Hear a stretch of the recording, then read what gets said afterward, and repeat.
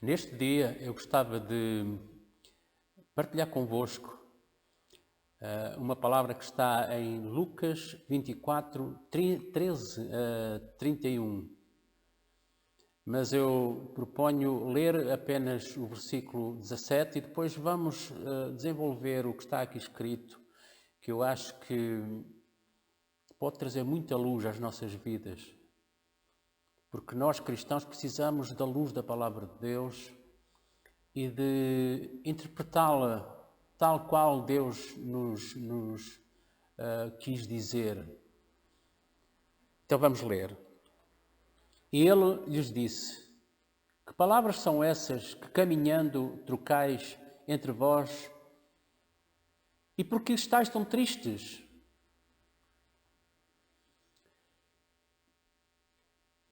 Esta história narra a viagem de dois discípulos que iam de Jerusalém para uma aldeia chamada Emaús. E eles iam tristes, frustrados e desiludidos, porque a expectativa que eles tinham acerca de Jesus não foi aquela que se concretizou. Eles estavam à espera que Jesus os libertasse do jugo de Roma, mas acabou crucificado. Eles iam tristes porque não era isso que eles esperavam. Mas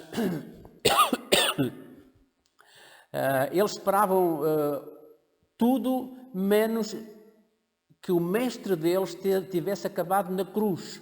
Para eles isso era uma frustração. Para eles Jesus era alguém que os enganou. Porquê? Porque eles não ouviram aquilo que deviam ter ouvido. E muitas vezes nós interpretamos as palavras que ouvimos não segundo a pessoa nos está a dizer, mas segundo o que está no nosso coração. E isso não é bom. Então, esta escritura traz luz para a minha vida, porque eu falo por mim, como cristão, ao longo destes anos todos que eu tenho caminhado com Cristo, eu tenho verificado que nós, seres humanos, nós cristãos, enfrentamos angústias da vida, ansiedades da vida. Problemas vêm a nós como vêm aos outros. É sério? Exatamente. Os problemas que o mundo enfrenta, nós também enfrentamos. Doença, escassez de dinheiro. Então, qual é a diferença?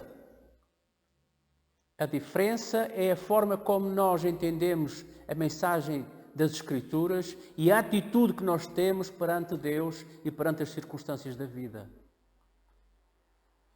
Vamos analisar aqui algumas coisas que estão aqui escritas, porque o mesmo acontece connosco em relação às expectativas da fé frustradas. Quantas vezes você não esperou, por causa de uma profecia que lhe deram, que agora tudo ia correr às mil maravilhas, que ia chover sobre si uma quantidade de bênçãos que você ia ficar no paraíso. E depois você verifica que, em lugar disso acontecer, aconteceu o pior. E você fica frustrado. E você fica triste. E você fica desiludido. E como eles estavam a ir de Jerusalém, Jerusalém é o lugar da fé aqui. Emaús é o lugar da fuga. E eles iam para Emaús, desiludidos, completamente desiludidos. E Jesus aparece-lhes. E eles nem veem que é Jesus. Veja, eles nem sabem que é Jesus está a falar com eles. Se bem que eles dizem depois que, enquanto Jesus falava, o coração deles ardia. Então eles começam a dizer a Jesus: então, tu que também foste a Jerusalém, também assististe a isto tudo, não sabes o que é que aconteceu? E Jesus virou-se para eles e disse: nécios de coração, vocês não entendem as Escrituras. E começou a explicar-lhes as Escrituras desde Moisés até ao dia em que Jesus morreu e ressuscitou, porque era ele que estava ali ressuscitado. Agora veja, quando nós também recebemos, por exemplo, profecias, como eu já disse, ou quando esperamos que Deus nos dê ou faça alguma coisa que Ele nunca prometeu, porque fomos ensinados assim. E não analisamos as Escrituras, não vamos ver o que é que Deus diz verdadeiramente em relação àquilo que está escrito. E também quando nos dizem coisas para nós esperarmos, vai acontecer, dê isto e você vai receber aquilo. Hoje muitos setores da igreja funcionam assim, da causa e efeito. Você faz isto e Deus faz aquilo. Quer dizer, que nós é como se Deus estivesse assim, atado, estivesse sem conseguir mexer-se, e a nossa fé põe Deus a mexer. Não é assim que funciona. Deus não é assim. Deus é soberano, faz como Ele quer. Deus é que manda. E Ele espera que nós esperemos nele. Apenas esperemos nele e o amemos em qualquer circunstância, seja boa ou seja má. Mas vamos ver mais algumas coisas.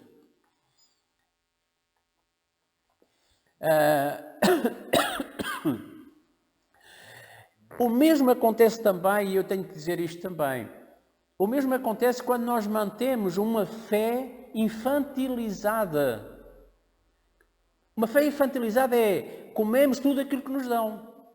Nem sequer vamos ver as Escrituras se é assim. Nem sequer vamos analisar as Escrituras se é assim. Então o que é que acontece? Depois ficamos frustrados. Porque a gente está à espera de uma coisa, estamos à espera de uma coisa, pomos a fé naquilo e nada acontece. Porquê? Porque nós não estamos a analisar a verdadeira mensagem do Evangelho. E temos uma atitude infantilizada. Ou me dás aquilo ou desisto da fé.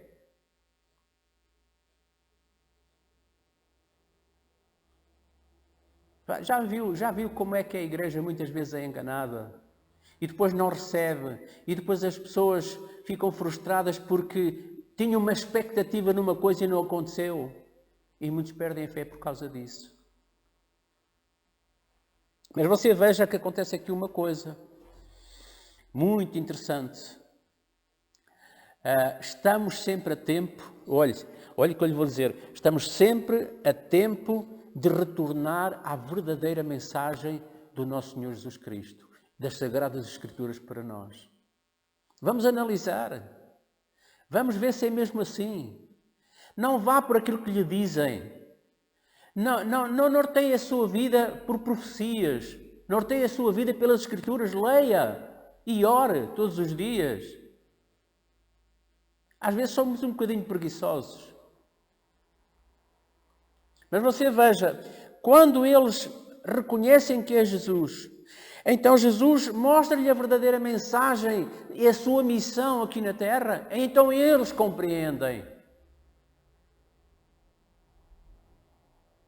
E sabe o que aconteceu? Já não vão mais para Emaús. Já não ficam em Emaús. Voltam para Jerusalém. E este voltar para Jerusalém é muito simbólico, porque voltar para Jerusalém neste contexto é voltar para a fé, para a verdadeira fé baseada na sã doutrina dos apóstolos. E eles voltam e vão ter com os apóstolos e vão ter com o resto dos discípulos. Já não desistem mais.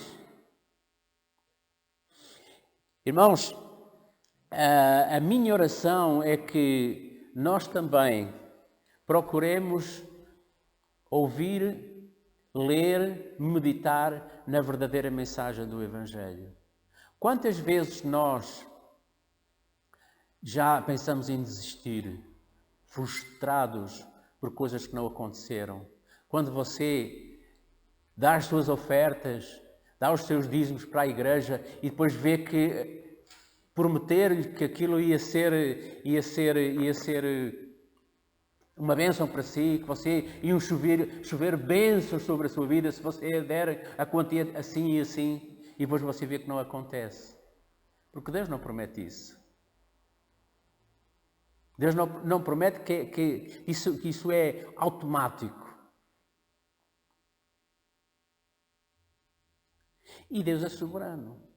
Deus também nos testa.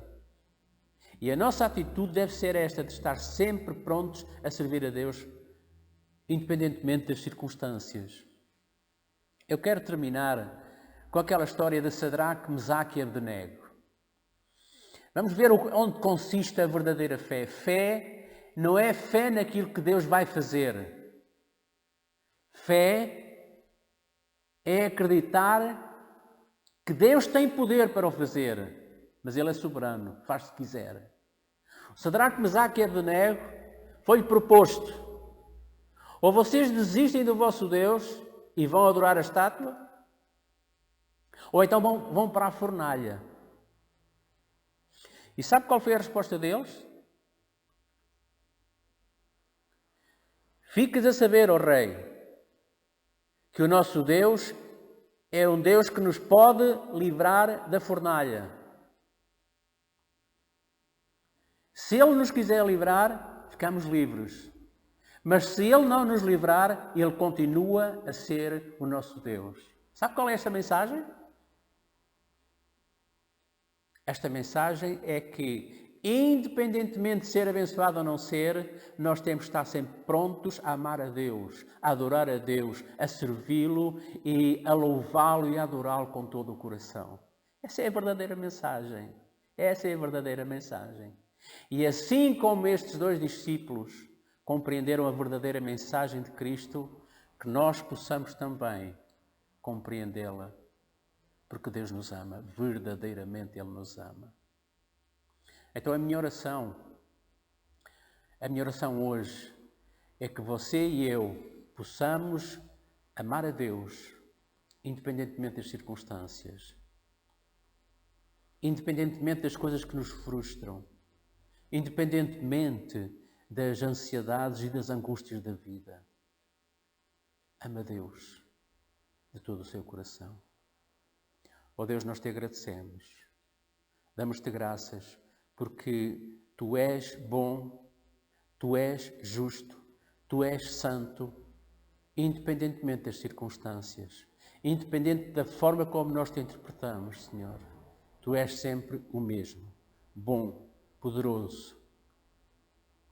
Nós te agradecemos pela Tua palavra, em nome de Jesus. Amém.